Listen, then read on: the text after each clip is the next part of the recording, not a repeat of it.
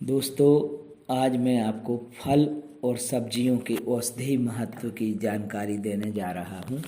हम और आप फल और सब्जियों का प्रतिदिन सेवन करते हैं, लेकिन हमें यह ज्ञात नहीं होता कि हम जिन फल और सब्जियों को खा रहे हैं उनका औषधीय महत्व क्या है।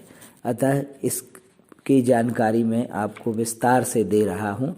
आप पूरे वीडियो में बने रहिए, जिससे आपको फल सब्जियों का औषधीय महत्व ज्ञात हो सके। और यदि आपको वीडियो पसंद आता है तो आप वीडियो को लाइक करें और शेयर करें और चैनल को सब्सक्राइब करें। दोस्तों, फल और सब्जियां स्वादिष्ट और स्वास्थ्यवर्धक होने के साथ ही पोषक तत्वों का भंडार हैं। रोगावस्था, व्रत, उपवास तथा अनुष्ठान आदि में फलों का महत्व अधिक बढ़ जाता है। फल और सब्जियां विटामिन के प्रमुख स्रोत माने जाते हैं। फल तथा सब्जियां शरीर के लिए आवश्यक खनिज पदार्थ जैसे कैल्शियम, फास्फोरस, आयरन आदि के प्रमुख स्रोत हैं। कार्बोहाइड्रेट और प्रोटीन के फल और सब्जियां आंशिक स्रोत हैं। कार्बोहाइड्रेट खजूर, बेल, चीकू, सीताफल, केला, आम आदि फलों से तथा सब्जियों में आलू, मटर, घुइयाँ, शकरकंद आदि में पाया जाता है। मानव को संतुलित आहार से तात्पर्य ऐसे आहार से है जिसमें प्रोटीन्स, कार्बोहाइड्रेट्स, वसा, खनिज लवण तथा विटामिन्स आदि और सब्जियां विटामिन्स आदि विद्यमान हों। संतुलित आहार से प्रतिदिन प्रति व्यक्ति को 90 ग्राम फल और 250 ग्राम सब्जी आवश्यक होती है। फल और सब्जियां विटामिन व खनिज लवणों एवं कार्बोहाइड्रेट व वसा के विपुल भंडार होते हैं। अन्य खाद्य पदार्थों में ये तत्व इतने प्रचुर मात्रा में नहीं पाए जाते हैं। पत्तेदार सब्जियां विटामिन ए की भंडार हैं। मूली तीक्ष्णता के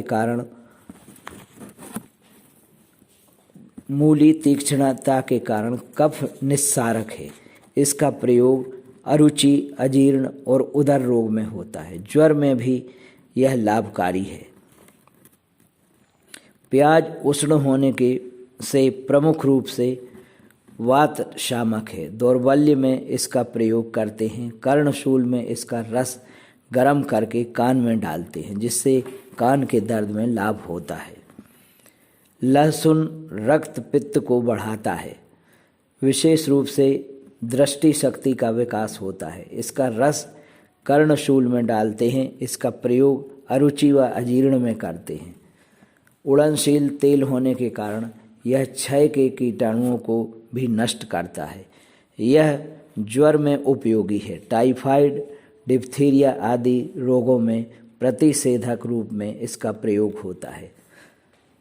समस्त वात विकारों तथा मस्तिष्क दौर्बल्य में इसका प्रयोग करते हैं। इसका प्रयोग पैत्तिक विकारों में, शर्करा, कफज में, मधु तथा वातज में घृत के साथ सेवन किया जाता है।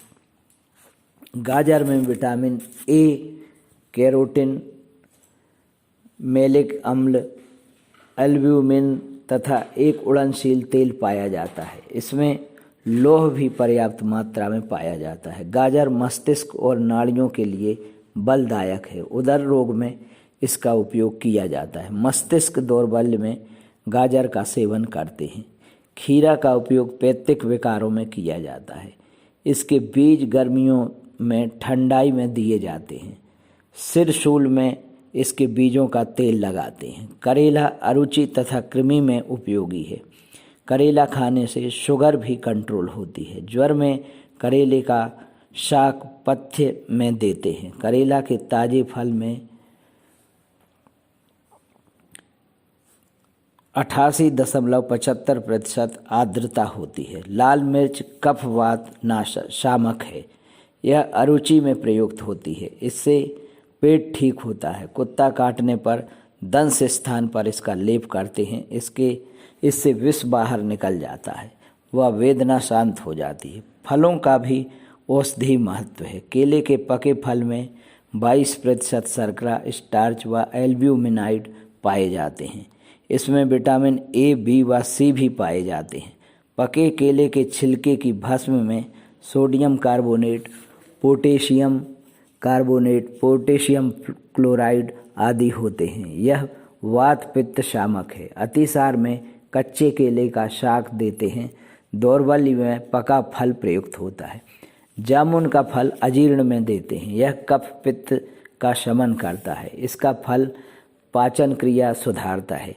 जामुन में की गुठली का चूर्ण अतिसार जीर्ण में लाभकारी होता है एवं शुगर कंट्रोल होती है।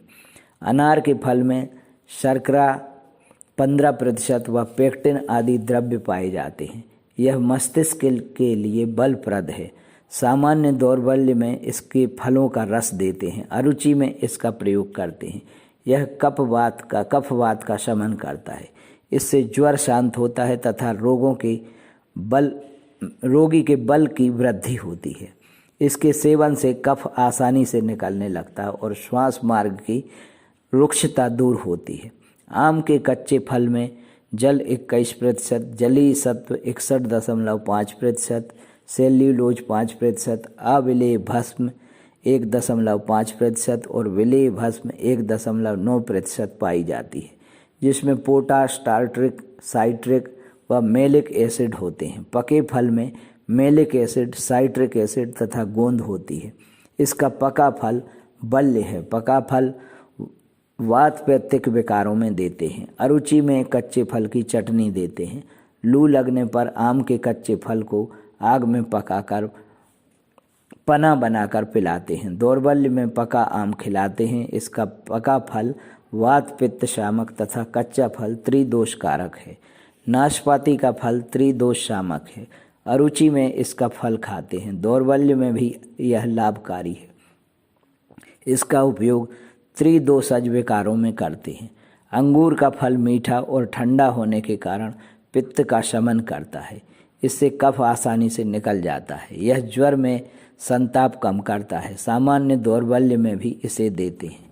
पपीता के दूध में एक पाचक तत्व पपेन पाया जाता है। यह मुख्यतः फल में पाया जाता है। ताजे फल की मज्जा में वसा, अल्ब्यूमिनाइड, शर्करा, pectin, citric acid, tartaric acid, malic acid आदि होते हैं।